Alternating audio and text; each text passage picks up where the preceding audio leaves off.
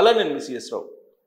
America అధ్యక్షుడు Trump తీసుకున్నటువంటి reciprocal నిర్ణయం కారణంగా ఆ డ్యూటీస్ ఇంపాక్ట్ భారతదేశం మీద పడింది. ఒకే ఒక్క రోజు 11 లక్షల కోట్ల రూపాయలు ఆవిరైపోయింది. 11 లక్షల కోట్ల రూపాయల సంపద నష్టపోయారు కార్పొరేట్లు. అంటే స్టాక్ మార్కెట్లో ఇన్వెస్టర్స్ ఈ మొత్తం నష్టాన్ని చవి చేశారు. దానికి కారణం ఏంటంటే రెసిప్రోకల్ ట్యాక్సెస్ వేయడం అనేది. దీని మీద యాక్చువల్గా ద్వైపాక్షికమైనటువంటి వాణిజ్య సంబంధాలు అమెరికాకి భారతదేశానికి ఉన్నాయి. అమెరికా నుంచి భారతదేశానికి ఒక ప్రత్యేకమైనటువంటి టీం వచ్చింది. దానికంటే ముందు భారత ప్రధానమంత్రి నరేంద్ర మోడీ గారు అమెరికా వెళ్ళారు. వెళ్ళినప్పుడే ట్రంప్ ఒక మాట అన్నారు, భారతదేశంలో చాలా సంపద ఉంది, భారతదేశం ఏం పేద దేశం కాదు, ట్యాక్స్ ఖచ్చితంగా విధిస్తాను అని చెప్పారు. అప్పుడే అలర్ట్ అయినట్టయితే కనుక ఇంత నష్టం జరిగి ఉండేది కాదు అనేది ఆర్థిక నిపుణులు చెప్తున్నటువంటి మాట. అయితే భారత ప్రధానమంత్రి నరేంద్ర మోడీ గారు ముందస్తు జాగ్రత్తలు తీసుకోనందువల్ల, ద్వైపాక్షిక సంబంధాలను బలోపేతం చేసుకోనందువల్ల, ద్వైపాక్షిక వాణిజ్య సంబంధాల్లో ఇచ్చిపుచ్చుకునేటువంటి దూరంలో లైజనింగ్ చేయటంలో ఆలస్యమైనందువల్ల ఈ నష్టం భారీగా సంభవించింది అనేది ఆర్థిక నిపుణులు చెప్తూ ఉన్నారు. అదే అత్యధికమైనటువంటి డ్యూటీస్ విధించినటువంటి చైనా ఇప్పుడు ప్రత్యామ్నాయాలు తీసుకుంది కాబట్టి ఆ దేశానికి పెద్దగా నష్టం లేదు. బట్ భారతదేశానికి ఒక్కసారిగా నష్టం వచ్చింది, ఇది నమ్మి మోసపోవటం అని చెప్తూ ఉన్నారు. ఎందుకంటే అమెరికా అధ్యక్షుడిగా ట్రంప్ బాధ్యతలు స్వీకరించిన తర్వాత ఆయన భారతదేశానికి ఎంతో మేలు చేస్తారు, భారతదేశాన్ని ప్రత్యేకంగా చూస్తారు, భారతదేశంలో ఉండేటువంటి పారిశ్రామికవేత్తలకు నష్టం జరగకుండా ఇంపోర్ట్ డ్యూటీస్ ఉంటాయి అని భావించారు. కానీ అందరినీ ఒకే ఘాటుని కట్టేశారు అమెరికా అధ్యక్షుడు ట్రంప్. ఈ రెసిప్రోకల్ ట్యాక్సెస్ విషయంలో ఎక్కడ కూడా కాంప్రమైజ్ కాలేదు.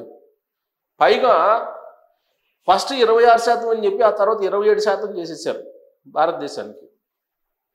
కనీసం 10% అన్ని వస్తువుల మీద ఇంపోర్ట్ డ్యూటీ విధించారు.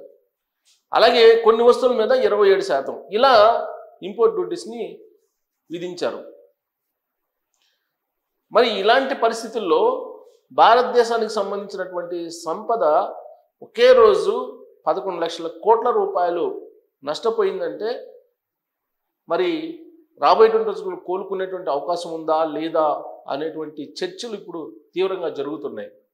ఒకవైపు ఏమో అమెరికా అధ్యక్షుడు ట్రంప్ వీటిని మళ్ళీ పునఃపరిశీలిస్తాము, మళ్ళీ పునరాలోచన చేస్తాము అవసరమైతే అని చెప్తూనే ట్యాక్సెస్ని మరింతగా విధించేటువంటి ప్రయత్నం చేస్తూ ఉన్నారు. అమెరికా ఫస్ట్,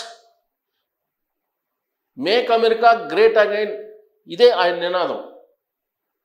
మరి ఆయన నినాదానికి అనుగుణంగానే మొత్తం చేస్తూ ఉన్నారు. మరి భారత ప్రధానమంత్రి నరేంద్ర మోడీ గారు మరి ఆయన ఏం చేస్తున్నారు, ఎలాంటి ప్రయత్నాలు చేస్తున్నారు? రోజు రోజుకి స్టాక్ మార్కెట్ పడిపోతుంది. తొలి రోజే రెసిప్రోకల్ ట్యాక్సెస్ అనౌన్స్ చేసిన తర్వాత భారీగా నష్టం వాటిల్లింది. దాని ప్రకారం మనం చూస్తే కనుక స్టాక్ మార్కెట్కు సంబంధించి ఒక వాణిజ్య యుద్ధం ప్రారంభంలోనే భారత్ ఒక రకంగా చెప్పాలంటే సంక్షోభంలోకి వెళ్ళిపోయిందని చెప్పచ్చు.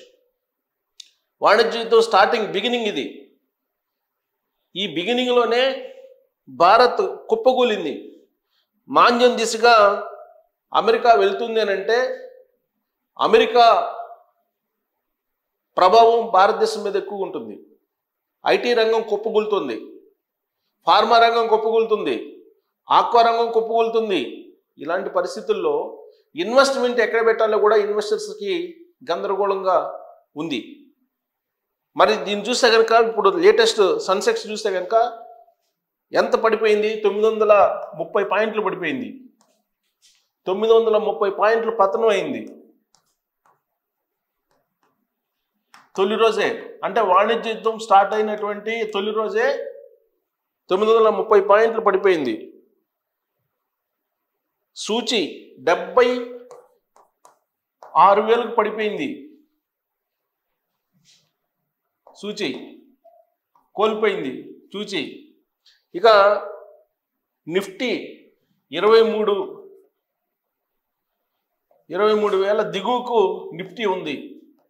బహుశా స్టాక్ మార్కెట్లో ఇంతటి దారుణమైన పరిస్థితి మరొక సందర్భంలో ఎప్పుడు లేదు. దాదాపుగా 11 లక్షల కోట్ల రూపాయలు, లక్షల కోట్లు ఆవిరైపోయింది ఒక్క రోజులని. సో దీనికి కారణం ఏంటంటే వాణిజ్య యుద్ధం స్టార్ట్ అయిన తర్వాత ప్రపంచవ్యాప్తంగా ఇప్పుడు వాణిజ్య యుద్ధం జరుగుతుంది. ఈ వాణిజ్య యుద్ధంలో ప్రత్యేకించి ఏ రంగం బాగా దెబ్బతిన్నాయి అని అంటే కంపెనీల వారీగా తీసుకుంటే రిలయన్స్ ఇండస్ట్రీస్, ఎల్ఎన్టీ, ఇన్ఫోసిస్ ఇవి మనకు భారతదేశంలో బాగా దిగ్గజ కంపెనీలుగా చెప్పుకోవాలి. ఇవి భారీగా నష్టపోయాయి. ఐటీ రంగం, మెటల్, ఫార్మా రంగం పెద్ద ఎత్తున ఈ అమ్మకాలకు పాల్పడ్డారు ఇన్వెస్టర్స్. దాంతో భారీగా నష్టం వచ్చింది. ఈ నష్టాన్ని పూడ్చుకోవడం అనేది ఇప్పట్లో ఎవరిలా కాదన్నారు. సహజంగా ఏంటంటే ఫార్మా రంగం స్థిరంగా ఉంటుందని చెప్పి భావించారు. ఎందుకంటే ఫార్మా రంగం మీద రెసిప్రోకల్ ట్యాక్సెస్ పెద్దగా వేయలేదు అనుకున్నారు. కానీ ఫార్మా రంగానికి సంబంధించిన షేర్లు కూడా అమాంతం పడిపోవడం అనేది ఊహించినటువంటి పరిణామం కింద ఆర్థిక నిపుణులు చెప్తూ ఉన్నారు. సో ఇది గనక చూస్తే రాబోయేటువంటి రోజులు అసలు కోలుకునే పరిస్థితి ఉందంటే ఇప్పట్లో కోలుకునేటువంటి అవకాశం లేదు అని అంటున్నారు. ఇదే కొనసాగితే భారతదేశంలో మరి ఏం కాబోతుంది, అమెరికా ప్రభావం ఏ విధంగా ఉంటుంది అనే దాని మీద ఇప్పుడు చర్చ జరుగుతుంది. ఏ ప్రొడక్ట్స్ పెరిగేటువంటి అవకాశం ఉంది అనేది కూడా ఇప్పుడు వస్తుంది. సుంకాలు సంప్రదింపులు సిద్ధంగా ఉన్నాయని చెప్తూనే ఈ పెరిగేటువంటి వస్తువులు అమెరికాలో ఏమేమి పెరుగుతాయని చెప్పి అంచనా వేస్తున్నారు అని అంటే యాక్చువల్గా భారతదేశం మీద అమెరికా ప్రొడక్ట్స్ కూడా ఆధారపడి ఉన్నాయి. ఐఫోన్లు, ఐప్యాడ్లు 30 నుంచి 43% పెరుగుతాయి అమెరికాలో. అంటే ఇది అమెరికాకు కూడా దెబ్బే, ఒక భారతదేశానికి కాదు, అమెరికాకు కూడా దెబ్బే. ట్రంప్ తీసుకున్నటువంటి అనాలోచిత నిర్ణయాల కారణంగా ప్రపంచం మొత్తం కూడా ఆర్థిక మాంద్యానికి దగ్గరగా వెళ్ళిపోతుంది అనేది ఆర్థికవేత్తలు చెప్తున్నారు. సో అమెరికాపై 34% చైనా సుంకం వేసింది. చైనా సుంకం 34% వేసింది అదనంగా. అంటే చైనా వాణిజ్య యుద్ధానికి రెడీ అయిపోయింది భారతదేశం కంటే ముందుగా.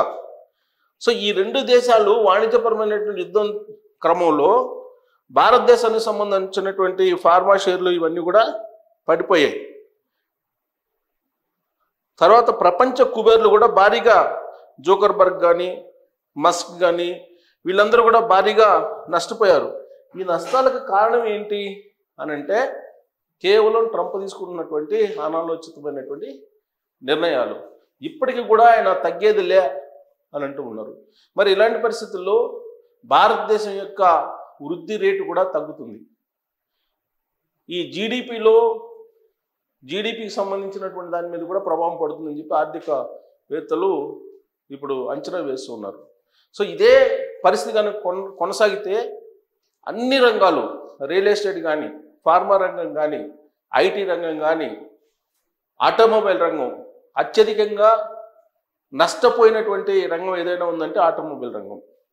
ఇలా అన్ని రంగాలు ఒక్కసారిగా దెబ్బతింటున్నాయి, అమెరికా నుంచి భారతదేశం వరకు కూడా. మరి ఇప్పట్లో దీన్ని అధిగమించాలి అని అంటే భారత ప్రభుత్వం ఏం చేయాలి? ఇలాగే సైలెంట్గా కొనసాగాలా, లేదంటే చైనా మాదిరిగా అమెరికా మీద వాణిజ్య యుద్ధానికి సిద్ధం కావాలా? ఏం చేస్తే ఇప్పుడున్న పరిస్థితిని అధిగమించవచ్చు అనే దాని మీద మీరు కామెంట్ చేయొచ్చు. Thank you.